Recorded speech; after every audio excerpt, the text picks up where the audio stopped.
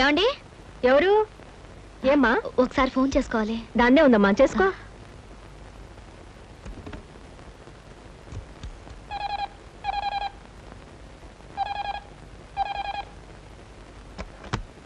Hello, Ramakrishna speaking. నేనండి, సీతని.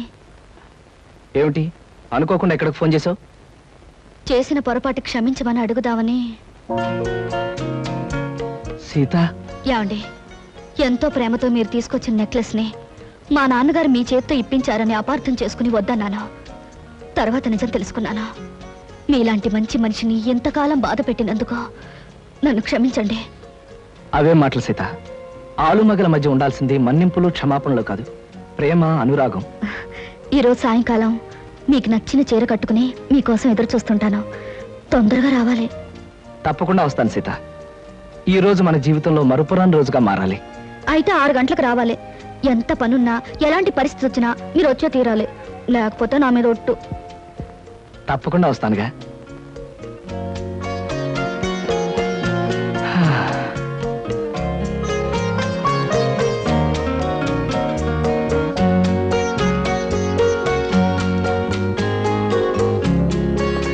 సీత,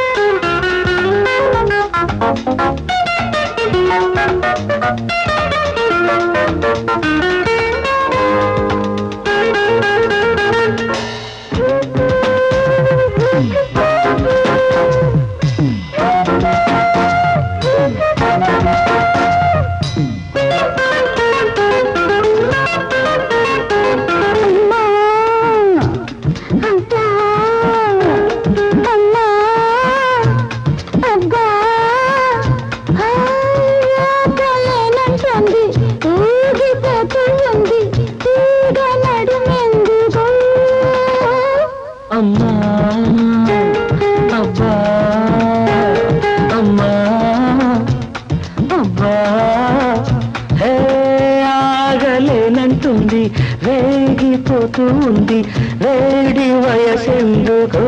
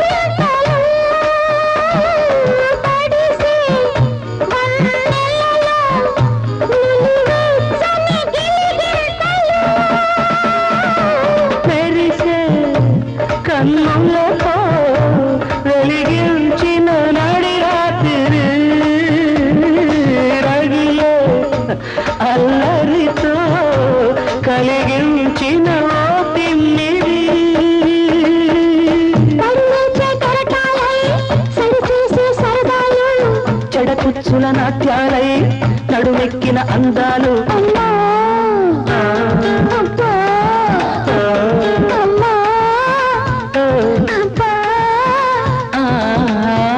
ఆగలేనంటుంది వేగిపోతుంది వేడి వయసెందుకో?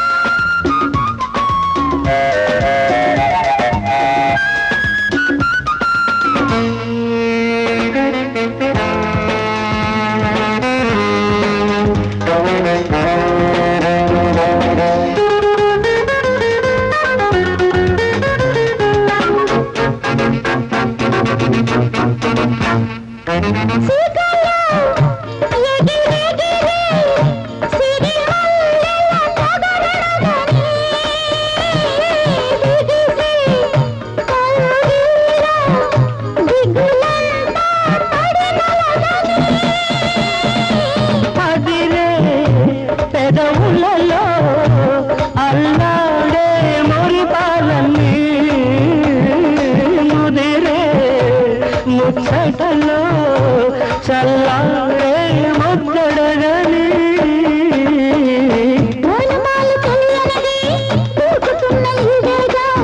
ఆనమాలు దొరకనిది రేగుతున్న ఈ రాగం అమ్మా అబ్బా అమ్మా అబ్బా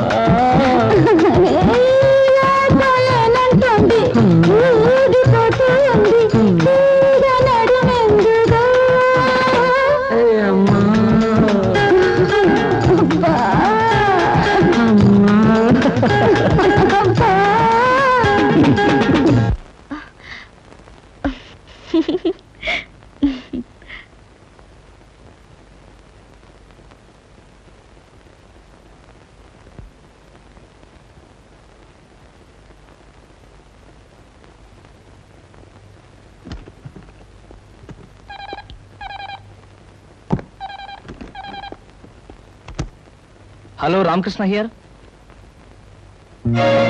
ఏమిటి సింహాచలం నువ్వు చెప్పేది? డాక్టర్ ఫోన్ చేసావా? నేను వెంటనే బయలుదేరి వస్తున్నాను, నువ్వు మాత్రం ఆయన దగ్గరే ఉండు.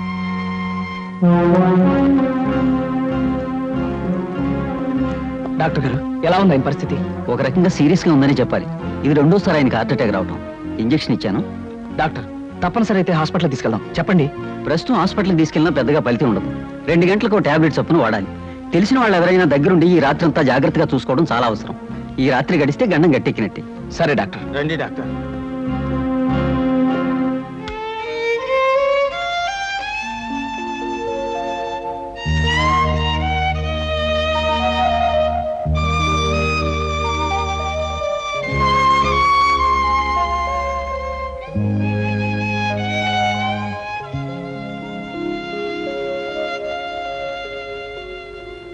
బాబు, అయ్యగారు నిద్రపోతున్నారుగా, ఇక మీరు ఇంటికి వెళ్ళండి.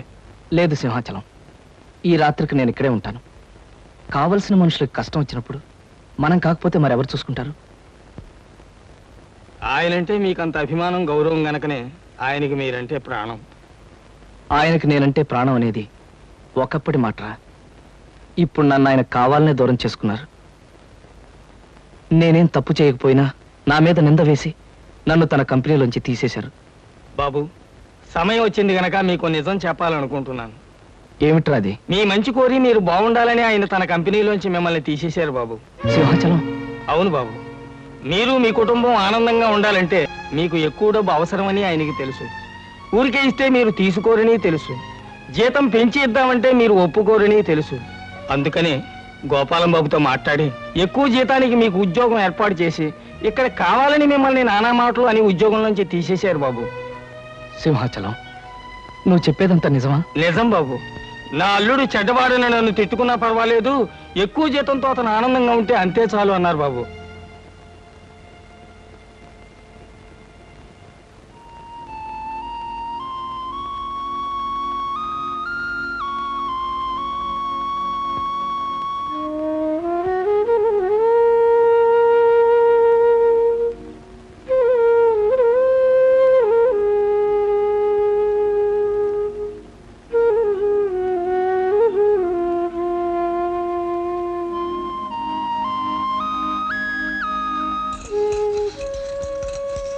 బాబు గారు, అయ్యగారు,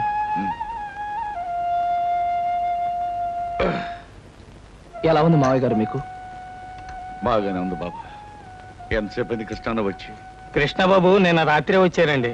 మీకు గుండెపోటు రాగానే అటు డాక్టర్ గారికి ఇటు కృష్ణబాబుకి ఫోన్ చేశానండి. అంటే అప్పటి నుంచి ఇక్కడే ఉన్నావా కృష్ణ? ఒక్క క్షణం కూడా నిద్రపోకుండా మీ పక్కనే కూర్చుని టైం ప్రకారం మాత్రలు ఇస్తూ రాత్రి అంతా మీకోసం జాగారం చేశారండి. బాబు కృష్ణ, సొంత బిడ్డలు సైతం కన్నవాళ్ళని పట్టించుకొని ఈ రోజుల్లో నువ్వు రాత్రంతా నా కోసం నిద్రాహారాలు మాని సేవ చేశావంటే నీ రుణం. మావయ్య గారు, మీరు నాకు చేసిన ఉపకారం ముందు నేను మీకు చేసింది చాలా తక్కువ. బాబు కృష్ణ. అవును మావయ్య, నాకు బ్రతుకునిచ్చారు, మీ కూతుర్ని నాకు భార్యగా ఇచ్చారు. ఇంకా మేలు చేయడం కోసం మీ దగ్గర నుంచి తీసేసి వేరే చోట ఉద్యోగం ఇప్పించారు. నీకు ఆ విషయం సింహాచలం చెప్పాడు. అప్పుడు నాకు మంచితనానికి మానవత్వానికి అర్థం తెలిసింది మావయ్య. బాబు కృష్ణ, సీత నీ కోసం ఎదురు చూస్తూ ఉంటుంది. నువ్వు బయలుదేరు. అలాగే. చూడు బాబు, నువ్వు నాకు మాట ఇవ్వాలి. ఏమిటి మావయ్య? ఎట్టి పరిస్థితుల్లోనూ నాకు గుండె జబ్బు వచ్చిందని సీతకు తెలియనివ్వకూడదు. అసలే తల్లి లేని పిల్ల, పంతాలు పట్టింపులు ఎన్నున్నా ఈ విషయం తెలిస్తే తను తట్టుకోలేదు. అందుకే ఈ సంగతి సీతకు తెలియనేనని నాకు మాట ఇవ్వాలి. అలాగే మావయ్య. అలాగే బాబు, వస్తాను. వెళ్ళిరా. జాగ్రత్త.